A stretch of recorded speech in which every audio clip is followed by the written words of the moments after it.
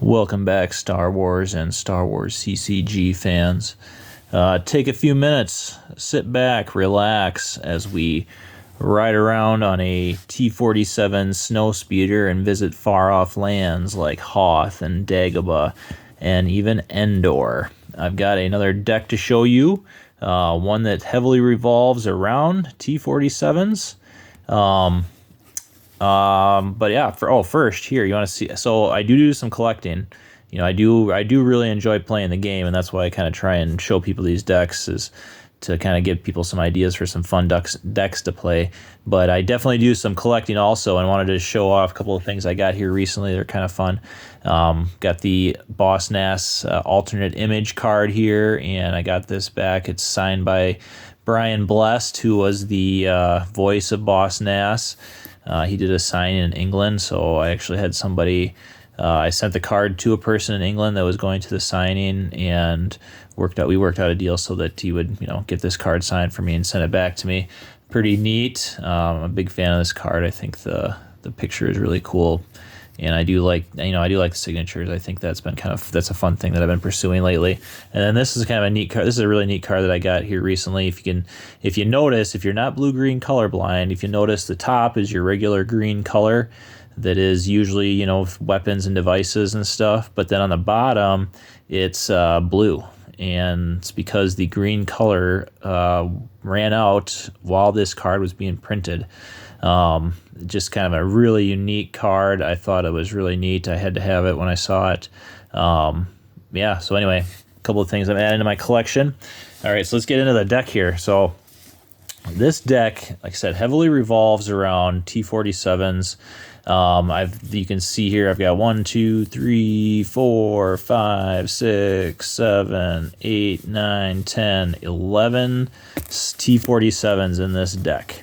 And the reason there's so many T-47s is because this deck uses a card that is, well, I guess it's so strong that Decipher decided to make a defensive shield against it, an effect called Maneuvering Flaps. And what Maneuvering Flaps does is during your turn, you may use one force, and your combat vehicles, shuttle vehicles, are power and forfeit +2, maneuver +1, and land speed equals 0. So that's kind of important. It means that they can't move, but land speed equals 0 does not affect docking bay transit. So you can actually docking bay transit the T-47s even if you've used Maneuvering Flaps. So, and then anyway, it's immune to alter if Luke and Zev are on the table.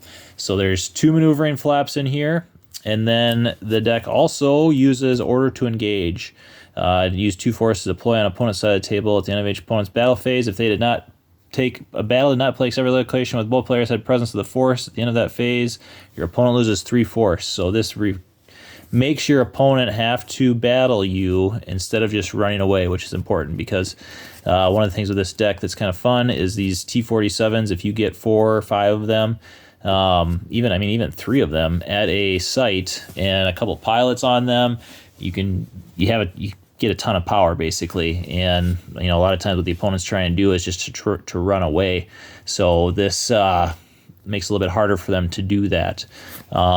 This deck is pretty good on ground, so it's pretty good against a couple of the popular decks that are in this. This is a Premier to Death Star 2 format deck, technically. So there's a couple of decks. Hunt Down and Destroy the Jedi is one, and Bring In Before Me is the other, that are 2 very popular decks that are mostly just ground-based decks that revolve around sites. And basically what this deck does is just overpowers. Like they put out, your opponent will do things like put out Vader, Tarkin, maybe a couple other characters, and you might think that that's a pretty strong force at a site, but with Maneuvering Flaps and the T-47s, you can drastically overpower them, which is what makes this deck so strong.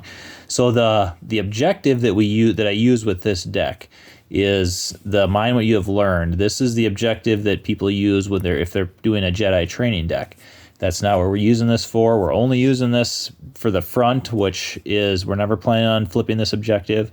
But the main thing one of the important things on the front is that you can deploy Yoda to for -2 to Dagobah, which is good because that lets you, well, we should go over that here in a minute. The other thing that it does is it adds 4 to each player's destiny draw for Sense and Alter. So this deck has, besides a lot of T-47s, this deck has a lot of effects in it, and it makes it a lot, like for decks that use a lot of alters, it makes it a lot harder for decks to be able to get rid of your effects with Alter, because this objective adds 4 to every destiny draw for Sense and Alter. Let's see. Yeah, I don't know. I guess that's really about it for the objective. The other thing that it does, of course, is it puts the Dagobah system into play. So one of the, this is not exactly a top tier deck. It is good and it is fun to play with. I think some people don't think it's very fun to play against. But one of the weaknesses is it only starts off with the Dagobah system, which gives you 2 force, but also gives your opponent 2 force. So the force generation is not great starting off the game right away. So yeah, but you get the Dagobah system out. You got the starting interrupt, of course, to get 3 effects out that qualify for this starting interrupt. There's 2 effects that you're always going to bring out. It's going to be Insurrection and Staging Areas. They let you get docking bays, and then they give you bonuses to force generation at docking bays if you occupy or if you control. So Insurrection, go get docking bays. Staging Areas give you a bonus to the force generation at docking bays. So a lot of times you'll get those, docking bays out that give you a force and don't give your opponent any force. You might put down a T-47 right away, like first turn on one of those docking bays just to generate a couple extra force. Get that force generation going, because it's very important. I mean, really the first turn or even 2 turns with this deck, you're just kind of working on getting things set up, so that you can kind of work on doing things like overpowering your opponents down the road. So there's a bunch of other effects in here, and some of these can be deployed right away with the starting interrupt. It kind of depends on what you're playing against. If you're playing against ISB operations, for example, you may want to start Squadron assignments. That does qualify with heading for the medical frigate, so you can start that to start the game. Your insight serves you well. What this one does is it lets you the main thing that this is in the deck for is it does qualify to start the game with heading for the medical frigate, and it also allows you can basically get rid of this. You can sacrifice this effect to go get a Endor or a Death Star 2 effect that deploy for free. You put them in your hand. But you can go. So anyway, you can go get other effects, and again, depending on what you're playing against, the main thing here is Hunt Down and Destroy the Jedi. So Honor of the Jedi is extremely strong against Hunt Down and Destroy the Jedi, because the damage that you take from the effect that's in Hunt Down and Destroy the Jedi, unless your opponent occupies 3 battlegrounds, this will stop you from taking that damage. So it's really rough on Hunt Down. So if you're playing against Hunt Down, you can start the game with your insight serves you well, and then one of the first things you're going to do is get rid of your insight serves you well to go search for Honor of the Jedi, get that into your hand, and then get that out right away. Do or Do Not as the anti-sense and alter card. This one you'll start the game with if you're playing against Bring Him Before Me, because they play a lot of senses and alters. So you get that, you can just deploy that right away, start the game with heading for the medical frigate. Battle Plan makes everybody use 3 force if they don't occupy a battleground site in a battleground system. You just kind of pick and choose when it's a good time to use this. One of the ways, launching the assault. So there is not a ton of space in here, but the space that is in here is very strong. And there is a home 1 in here, and one of the things with launching the assault is this does help you get home 1 out. So that's why that's in there. We got 2 stone piles, 2 force to deploy on a Dagobah site, randomly select 2 cards from opponent's hand and place them unseen face down beneath stone pile. So yeah, it helps you go get 2 cards out of their hand at random, and this can be, this is a fun card to play with, I think, because it can be very crushing for the opponent if you get a key card from their hand that they want. Sometimes I use it early on. Sometimes wait until they only have maybe late in the game when they only have 3 or 4 cards in their hand, and you play stone pile. That can kind of finish the game up basically, getting rid of some key cards. We got traffic control, and what traffic control does is it lets you put during your control phase, lets you put cards from your hand into your used pile. So this helps you stack cards that you want, like cards with high destiny numbers, maybe cards with high destiny numbers you're not going to use, maybe some of these effects that aren't, you're playing against somebody where one or two of these effects don't work very well in your hand. You can get rid of them you can get them get those high destiny numbers back into your deck with traffic control. There's also a couple of Luke Skywalker Jedi Knights in the deck that have destiny number of 6. You might want to get those back into your deck. You might want to stack them up so you can use them just the right time. All right, so let's see. Dagobah lets you go get Dagobah system lets you go get Dagobah sights, and we got Dagobah Yoda's hut. Gives you 2 force, gives your opponent 0. It's a great sight. Awesome for helping the force generation. The other thing that it does is if Yoda is here once per turn, you may subtract 2 from attrition against you at another location. So that's important. You got Yoda. The objective, mind what you've learned, lets you deploy Yoda to a Dagobah site. So usually pretty early on in the game, you're going to want to try and get Dagobah to, Dagobah Yoda's hut so that he's there helping you out with not force generation too. He adds a force, as well as that reducing on the attrition. Another Dagobah site just for force generation. There's a couple I just picked. Bog clearing because starfighters may deploy and are immune to. Can I get your ship out of here? Anyway. That's really just for force generation. And then the docking bays, the Hoth docking bay lets you get a force, your opponent gets 0, home 1. And then Endor landing, basically the light side Endor docking bay. And the main reason this is in here, you want to probably play this late in the game if possible. The dark side Endor docking bay is extremely strong, and it's played in a lot of decks. And the problem with the dark side docking bay is that it costs like 7 force to move to it or something like that, plus 7 force to move to it, and like plus 9 force to move away from it or something like that, just something outrageous. So when the dark side version is out, it can be a real pain because it's so expensive to move to and from. So getting this one out, converting theirs to this one is going to help you be able to move your T-47s around a lot better. So this is a pretty key card. Characters, we got 2 Wedges.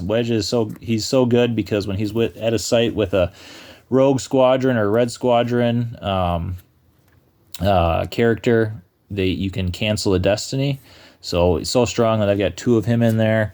We got Major Hashin. He's in here because lateral damage is so ridiculous in this format. He's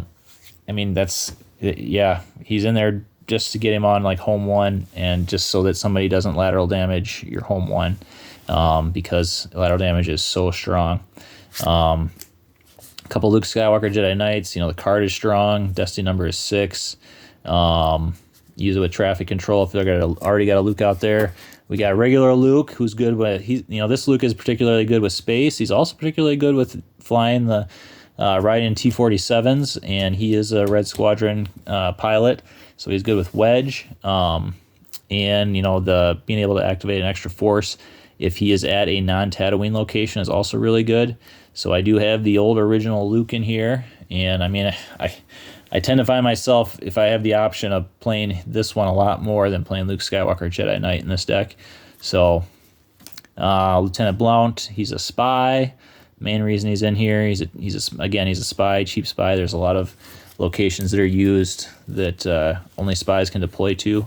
We got 2 Leia with blaster rifle, and then we've got 2 Hans. Leia is really good on the ground, but she's also really good in the Millennium Falcon. So like if you get, again, not a lot of space, but there is some strong space. So if you're playing against a heavy space deck, you may want to try and get Captain Han Solo on the Falcon with Leia, because Leia adds a destiny when she's with Han, and then Han adds a destiny when he's piloting the Millennium Falcon. So that's the 3 destiny. Captain Han and Leia on the Falcon is a 3 destiny draw in every battle, which is pretty good. If you're not playing against we got 1 Han with heavy blaster because he's better against ground. So if you're playing against a ground-based deck, Probably want to use that version of Han if you have the option. And then we've got Derek. He's a Rogue Squadron pilot. Lieutenant Nathan, Red Squadron pilot. Zeb, Rogue Squadron pilot. Calrissian, just a good pilot, and he can also help you get the Millennium Falcon with squadron assignments. And then the space package is just R2 and Red 5. Good card, potential for a 7 Destiny. If you're, could be used with traffic control if don't want to use them in space. Red Squadron 1, this is Wedges, X-Wing, Millennium Falcon, Home 1 X-Wing laser cannon. This card can be really strong when you're playing against things like Zuckuss and Miss Hunter. Shoot down Zuckuss and Miss Hunter before you get to the Destiny drawing stage. Can be kind of a blowout sometimes. So, and then there's not a lot of interrupts in here, but we've got 2 Rebel barriers. We got 3 the Signal, and this is the card that lets you go get effects. And then we've got 1 It Could Be Worse floating around to use to reduce some damage at places that you may not be able to get to. So yeah, give it a try. I don't know. I really enjoy playing against this. I really enjoy playing with this deck. It can be really good. So yeah, good luck. And may the Force be with you.